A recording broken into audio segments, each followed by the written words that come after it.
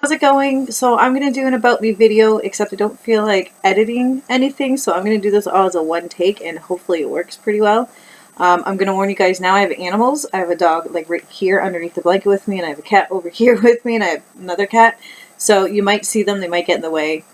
But apparently I have the option, which you can't see because you can't see my screen, to pause the video. So I might actually end up doing that whenever I need to take a drink. Anyway, I tend to ramble on a little bit. So yeah, I don't feel like editing. I used to run a daily vlog for a couple of years, so I'm very well versed in editing videos. I just want to get this up and going as fast as possible, so I'm going to do that. So a quick about me. My name is Bronwyn. I am 36 years old. I live in London, Ontario, and I am on a weight loss journey. And that was my Fitbit vibrating, letting me know that it is now 8 o'clock. So, I have been on this journey since May. Well, technically since January of 2013. I've always liked going to the gym and working out, but I never really stuck with anything. January 2013, we decided to make a decision to actually, not 2013, 2012. I'm sorry. Yeah, it was 2012. My bad. So January 2012. Nope, I was right. It was 2013. As bad as it sounds, I have a tattoo on my foot commemorating the start of my journey. Is when I got the Fitbit, actually. It's 2013. I'm getting my dates mixed up. I moved to London in 2013, in August, like right at the end of August 2013. So kind of got a little bit mixed up there. Anyway, so yeah, I started that then. Did a boot camp class at school. Really liked it. Didn't really lose any weight. I could see myself getting stronger, my body changing a little bit, but nothing was really moving. So I finally got a Fitbit and started tracking everything, and then found out that I was actually not eating enough. I was burning a lot more calories than I thought, and so I wasn't eating enough. I was starving myself. But so got everything on track. I have tracked calories on and off. I am not currently doing that right now. I'm a cook. A prep cook and a line cook at a restaurant here, and I loved the job. Tried to get out of the industry just to have a normal job, but yeah, no, it didn't work out very well, so I'm stuck here, which I'm okay with. I really enjoy what I do, and it's very satisfying, but my eating is really messed up. I don't have time during the day to do that, so typically what I'll do is I'll have a casein shake around 10 o'clock in the morning, and then that'll get me through the rest of the day. I also have a banana. I eat little bits here and there when I can. It depends on how long my day is going to be. It depends on what shift I'm on.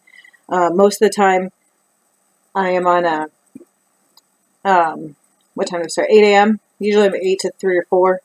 So then I eat at night. I go to the gym at night. I do my running at night. Sometimes it doesn't work out so well.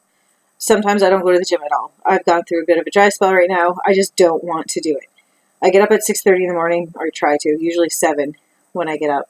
And I want to start getting up earlier now that it's nicer out, it's going to be brighter out, but I don't see that happening because being back online, my shifts are later on in the day. So we'll just see. I do what I can when I can. My weight fluctuates a little bit in like a 5-pound range. I'm okay with that. And then once I start getting going on things again, I can just drop it pretty easily at first, but then it, tapers down, whatever. So, I have always been overweight. There was a skinny period in my life in early high school, but that was because of the medication that I was on and my really, really bad eating habits. Once grade 10 hit, I started gaining weight, and I have been very big. I have gotten up to 250 pounds, got back down to 160-ish, possibly 140. I'm not 100% sure. And then I got pregnant, gained. Yeah, actually, it's gotten down to 140. I gained 40 pounds, lost the baby, lost half of that, so it's down to 160, and then gained more weight, and I got pregnant again, or something like that. But I am down to, I fluctuate around 170 now, And at the start of this journey, I do this because some people say it's not a journey, some people say that it is. It just depends on what your word. For me, it is somewhat of a journey. So I was 230 pounds January of 2013. And it's sometimes crazy for me to think this. Maybe I was 233, something like that. And it's just crazy because I was carrying something, and I can't imagine carrying 60 extra pounds of weight. And I see pictures of myself, and I was just like, oh my goodness, I don't remember looking like that. And I don't know how many other people out there do that have lost a significant amount of weight, but for me, that's it. So I love lifting weights. I like running. I like how I use the word like there, not love. I like to try and do it all. My very first 5K was a color run back in 2013 of July. Because of shin splints, I ended up walking that course, so it wasn't really my first official 5K. I've since learned how to get rid of them, and they're gone. They don't bother me at all anymore. I did have to deal with them years before. Sorry, I'm moving my legs. My computer's on my legs. So I did have to deal with them before. Didn't know how to get rid of them. Finally figured it out. I don't have to worry about them anymore. So my very first official 5K was in, I had a book here that I'm cheating off of, 2014 here in London. It was the MEC race series number 1. I ran that in just over 40 minutes, and I remember this like it was yesterday. It was 3 years ago, almost to the day now. I think it was March 14th or something like that. And I just remember, I don't know if it was a panic attack or what happened, but as soon as we started to go, I couldn't breathe. And for the first half of it, I just could not breathe. I could not catch my breath. And I used to have to use a puffer back then. And I used that puffer, and I think being overwhelmed, it was my first race. I have no idea what happened. So it did not work out very well. My time wasn't the best that I wanted it to be, but I still did it. And that's all that mattered, was that I had done it. So in April of 2014, I did my very first Forest City road race, 5K. Did a little bit better at that one, was a little bit more experienced, and had a really good time. So since then, in September of 2015, I did Tough Mudder in Toronto, which is in the top 5 hardest courses. It was hard. It was really, really hard. It was more mental than physical, for sure. But I absolutely love doing it. Unfortunately, I had to skip last year's due to a hip injury. I've had a lot of pain in my hip and the side of my leg for years. I let this go, and I didn't bother doing anything about it. So about 6 months ago, I finally did something about it, went to a physiotherapist, and as it turns out, I have hip bursitis. I have weak glutes, and I have IT band syndrome. So basically my weak ass is causing all these problems. So I'm working on getting that better. I know exercises and stuff that I've started doing again to make that go away, and hopefully it does go away soon. June of 2016, I also did a Rugged Maniac. That's where I got the sweatshirt. That's just a 5K short little obstacle race. That was a lot of fun to do. And then of that year also, April 2015, I did the Forest City. I'm sorry, I jumped here a little bit. I didn't mean to start talking about Tough Mudder yet. So I'll go back to running. 2015, I did Forest City road race, the 10K.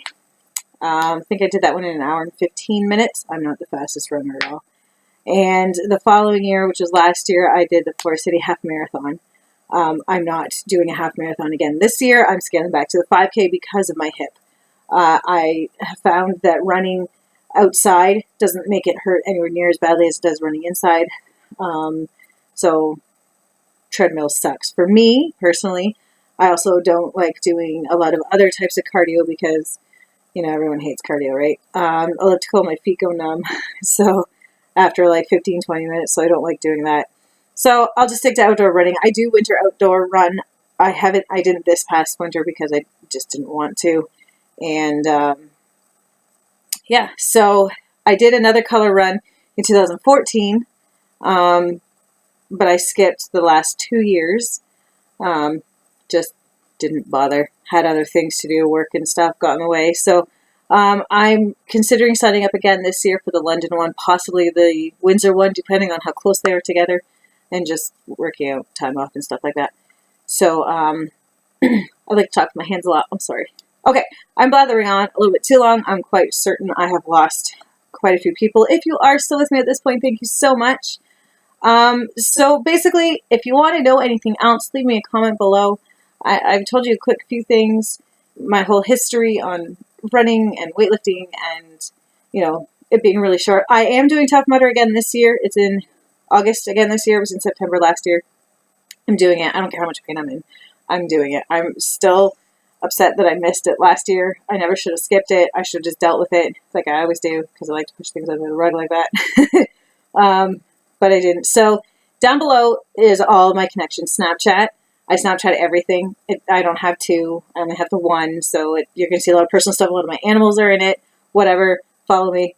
Myfitnesspal is linked down below. I use that to track my exercise. Like I said, I'm not really tracking food right now, but sometimes I'll go through periods where I do track my macros, and I'll do it on there.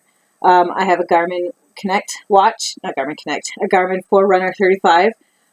So I'm on the Connect, so you can connect to me that way if you're also a runner.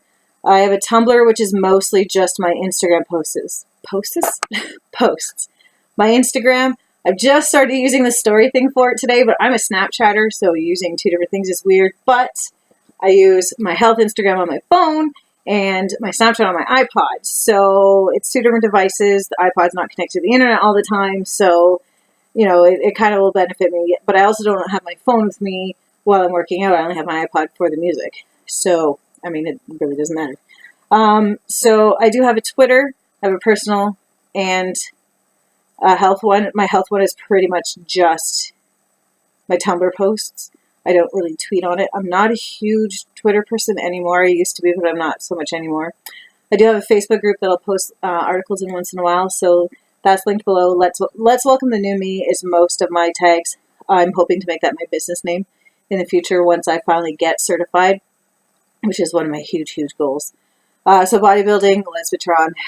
I used to date women, so lesbitron was my whole thing for that. That's my Snapchat bodybuilding. Are those? I can't change them. I'm not ashamed of it. I don't care. Whatever. It's the quality of the content, right? Not the name.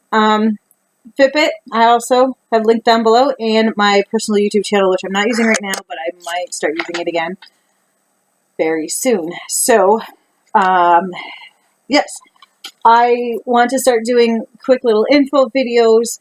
You know, if you want to know something, maybe I'll talk about my supplements that I take one day. Maybe I'll talk about my stretching routine. I'll talk about my hip stuff to show how I strengthen that, stretch after a run when I do it. Yeah, I'm terrible, I know. So all that stuff.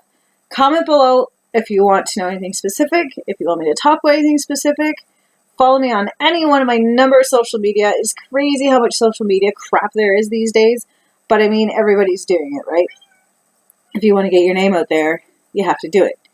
I don't know if you can hear that meowing, but that was one of my cats, obviously. So anyway, yes. Thumbs up, comment, let me know what you think. Subscribe to my channel. YouTube changed how they do the annotations now, so I'm going to put it like right here, and maybe I'll have it right here right now, so I can be like pointing to it and it working. And but yeah, just that whole overlay thing is kind of weird. I haven't been on YouTube in a while for editing and stuff like that, so annotations are gone apparently, which is cool. I mean, change is great, right? For the most part. I am Canadian. I'm just putting that there right now. But yeah, so alright, well hopefully my next video is not as blathery and maybe I can even edit it. We'll see. We'll see what I do. I hope you did enjoy this video. As I said, let me know what you think and subscribe, and I will see you next time. Bye bye.